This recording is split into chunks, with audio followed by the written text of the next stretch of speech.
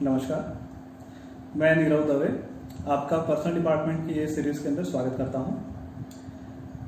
मैं Nirav Dave western railway के Vadodara division के पर्सनल डिपार्टमेंट में काम करता हूँ।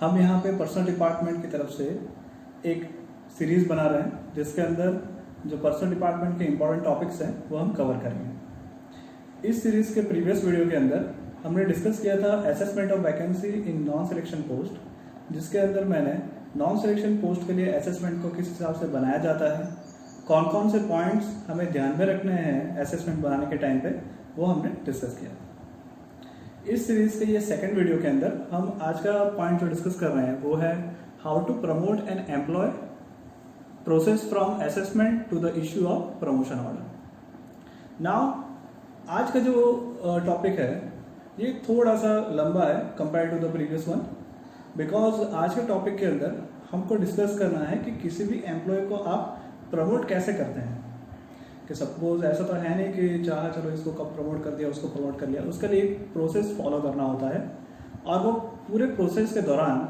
हमें देखना है कि कौन कौन से पॉइंट्स जो आते हैं जब वहाँ पे हम उसको कैसे डील करें। सो यहाँ पे हम लोग जो रेलवे के रूल्स हैं उसको समझेंगे, उस रूल्स को कैसे फॉलो किया जाता है वो देखेंगे।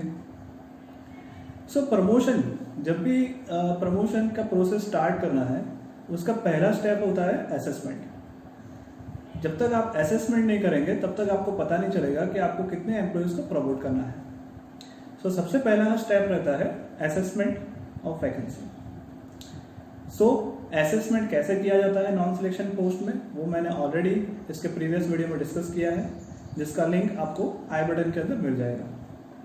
आज हम आगे का प्रोसेस देखते हैं कि जब असेसमेंट हमारा हो जाता है, जब हमारे कॉम्पिटेंट अथॉरिटी असेसमेंट को अप्रूव कर देते हैं, तो उसके बाद के प्रोसेस क्या होते हैं, उसके बाद हम कैसे आगे बढ़ेंगे, कैसे प्रमोशन के प्रोसेस को आगे बढ़ा जाएगा। सो आगे हम वीडियो में देखेंगे ये प्रोसेस।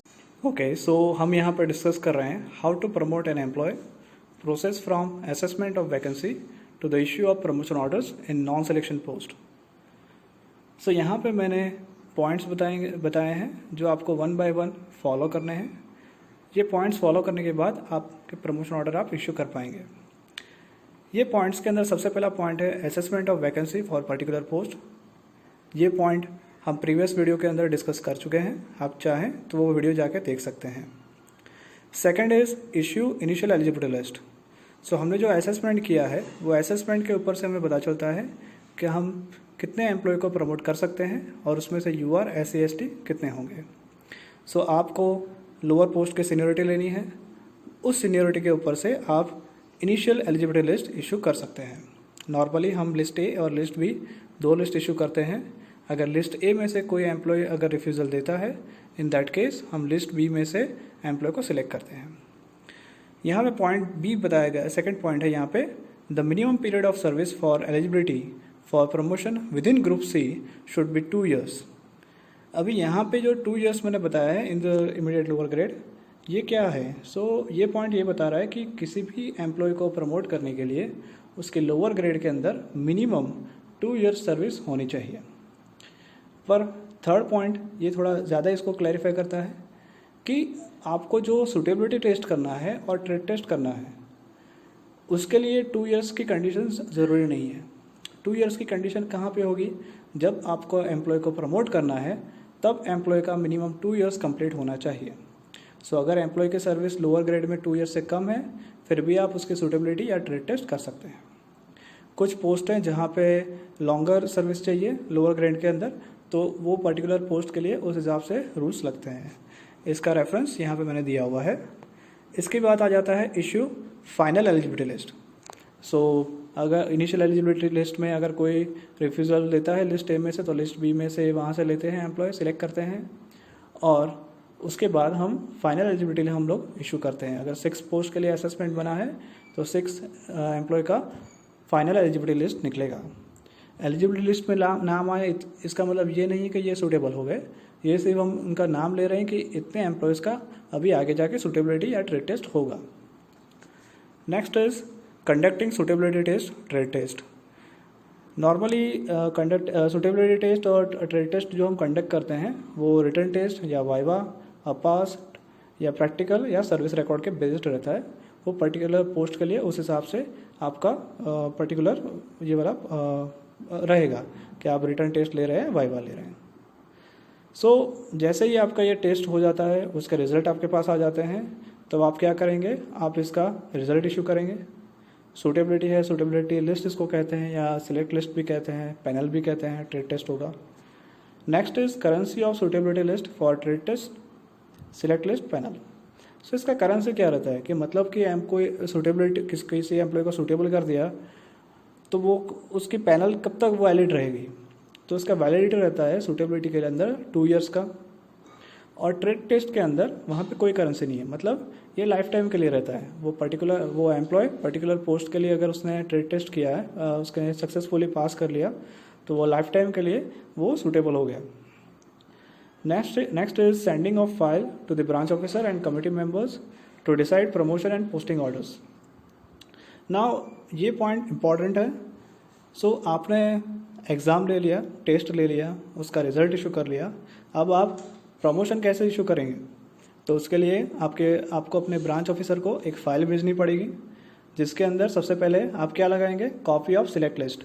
आपने जो सूटेबिलिटी लिस्ट या ट्रेड टेस्ट का जो पैनल इशू करी है, वो आप उसका एक कॉपी लगाएंगे, जिसके ऊपर से ब्रांच ऑफिसर को पता चलेगा कि इतने एम्प्लॉय प्रमोट हुए थे, इतने एम्प्लॉय पास हो चुके हैं, तो इनको मैं प्रमोट कर सकता हूँ।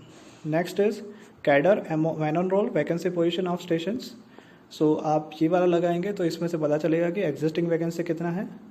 Name noting position, name noting stations के लिए कुछ लगाए हैं तो नेम नोटिंग आपको लगाना पड़ेगा। Any request letter of an employee, then letters received from the trade unions, वहाँ से कुछ लेटर्स हैं, रिलेवेंट डॉक्यूमेंट्स, पॉलिसीज़ एट्सेट्रा।